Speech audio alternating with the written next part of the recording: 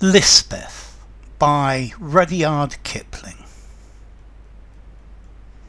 She was the daughter of Sonoo, a hillman of the Himalayas, and Jadeh his wife. One year their maize failed, and two bears spent the night in their only opium poppy field just above the Sutlej Valley on the Kotgarh side. So next season they turned Christian, and they brought their baby to the mission to be baptized. The Kotgarh Chaplain christened her Elizabeth, and Lispeth is the hill or pahari pronunciation. Later cholera came into the Kotgarh Valley and carried off Sonoo and Jadéh, and Lispeth became half servant, half companion to the wife of the then chaplain of Kotgarh. This was after the reign of the Moravian missionaries in that place, but before Kotgarh had quite forgotten her title of Mistress of the Northern Hills.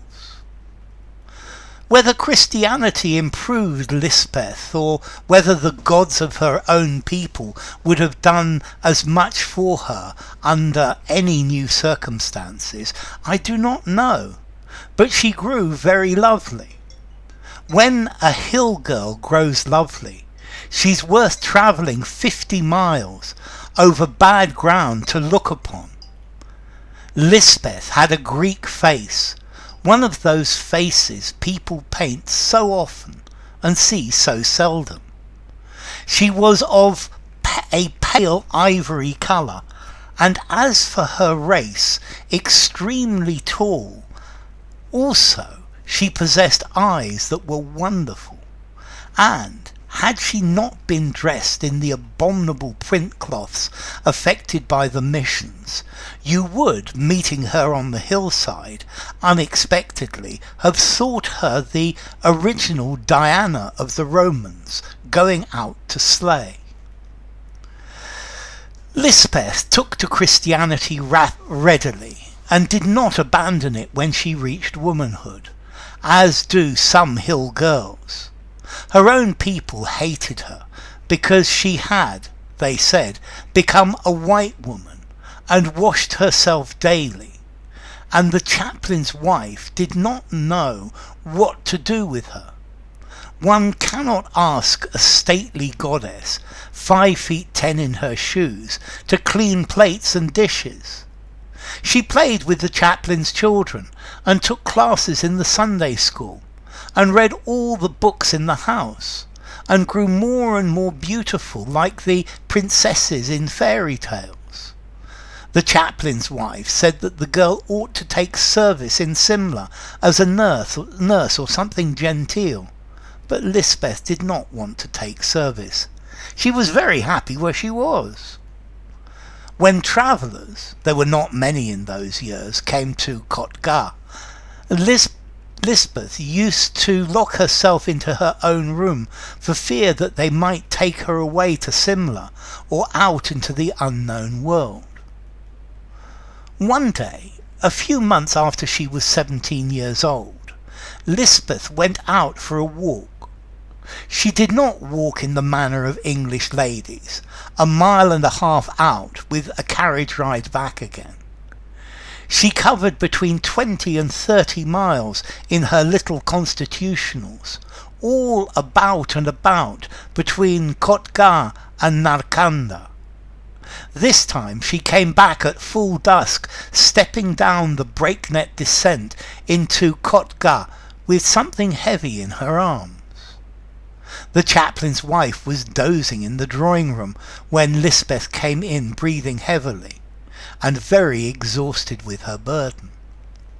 Lispeth put it down on the sofa and said simply, "This is my husband. I found him on the Baji road. He's hurt himself. We will nurse him, and when he is well, your husband shall marry him to me." This was the first mention Lispeth had ever made of her matrimonial views, and the chaplain's wife shrieked with horror. However, the man on the sofa needed attention first. He was a young Englishman, and his head had been cut to the bone by something jagged. Lispeth said she had found him down the hillside and had brought him in. He was breathing queerly and was unconscious.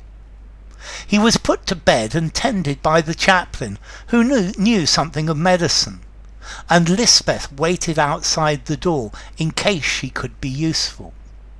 She explained to the chaplain that this was the man she meant to marry, and the chaplain and his wife lectured her severely on the impropriety of her conduct. Lispeth listened quietly and repeated her first proposition. It takes a great deal of Christianity to wipe out uncivilized Eastern instincts, such as falling in love at first sight. Lispeth, having found the man she worshipped, did not see why she should keep silent as to her choice. She had no intention of being sent away either. She was going to nurse that Englishman until he was well enough to marry her. This was her programme.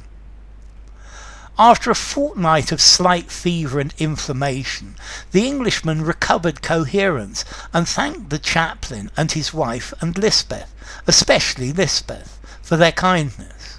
He was a traveller in the East, he said.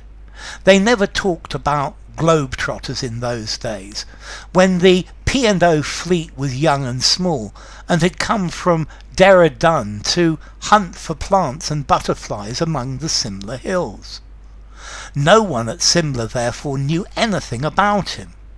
He fancied that he must have fallen over the cliff while reaching out for a fern on a rotten tree trunk, and that his coolies must have stolen his baggage and fled. He thought he would go back to Simla when he was a little stronger. He desired no more mountaineering. He made small haste to go away, and recovered his strength slowly. Lispeth objected to being advised either by the chaplain or his wife. Therefore the latter spoke to the Englishman, and told him how matters stood in Lispeth's heart. He laughed a good deal, and said it was very pretty and romantic, but he was engaged to a girl at home. He fancied that nothing would happen. Certainly he would behave with discretion. He did that. Still, he found it very pleasant to talk to Lispeth, and walk with Lispeth, and say nice things to her, and call her pet names, while he was getting strong enough to go away. It meant nothing at all to him, and everything in the world to Lispeth. She was very happy while the fortnight lasted, because she had found a man to love. Being a savage by birth, she took no trouble to hide her feelings, and the Englishman was amused. When he went away, Lispeth walked with him up the hill as far as Narkanda, very troubled and miserable. The chaplain's wife, being a good Christian and disliking anything in the shape of fuss or scandal, Lispeth was beyond her management entirely, had told the Englishman to tell Lispeth that he was coming back to marry her. "She's but a child, you know, and I fear at heart a heathen," said the chaplain's wife. So all the 12 miles up the hill, the Englishman, with his arms round Lispeth's waist, was assuring the girl that he would come back and marry her, and Lispeth made him promise over and over again. She wept on the Nakanda ridge till he had passed out of sight along the Mutiani path. Then she dried her tears and went to Kotgarh again, and said to the chaplain's wife, "He will come back and marry me. He's gone to his own people to tell them so." And the chaplain's wife soothed Lispeth and said, "He will come back." At the end of 2 months, Lispeth grew impatient, and was told that the Englishman had gone overseas to England. She knew where England was because she had read little geography primers, but of course she had no conception of the nature of the sea, being a hill girl. There was an old puzzle map of the world in the house. Lispeth had played with it, and when she was a child, she unearthed it again and put it together in the evenings, and cried to herself and tried to imagine where her Englishman was. As she had no ideas of distance or steamboats, her notions were somewhat wild. It would not have made the least difference had she been perfectly correct, for the Englishman had no intention of coming back to marry a hill girl. He forgot all about her by the time he was butterfly hunting in Assam. He wrote a book on the East afterwards. Lispeth's name did not appear there. At the end of 3 months, Lispeth made daily pilgrimage to Narkanda to see if her Englishman was coming along the road. It gave her comfort, and the chaplain's wife, finding her happier, thought that she was getting over her barbarous and most indelicate folly. A little later, the walk ceased to help Lispeth, and her temper grew very, very bad.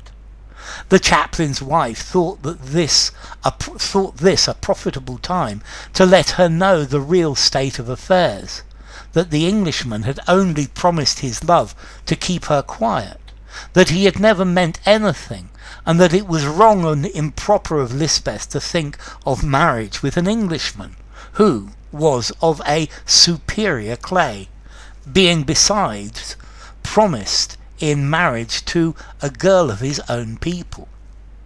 Lispeth said that all this was clearly impossible, because he had said he loved her, and the chaplain's wife had, with her own lips, asserted that the Englishman was coming back. "How can what he and you said be untrue?" asked Lispeth. "We said it as an excuse to keep you quiet, child," said the chaplain's wife. "Then you have lied to me," said Lispeth. "You and he?" The chaplain's wife bowed her head and said nothing. Lispeth was silent too for a little time. Then she went out down the valley and returned in the dress of a hill girl, infamously dirty, but without the nose stud and earrings. She had her hair braided into the long pigtail, helped out with black thread that hill women wear. "I'm going back to my own people," she said. "You have killed Lispeth. There is only left old Jadeh's daughter, the daughter of a pahari and the servant of Taka Devi. You are all liars, you English." By the time that the chaplain's wife had recovered from the shock of the announcement that Lispeth had verted to her mother's gods, the girl had gone, and she never came back.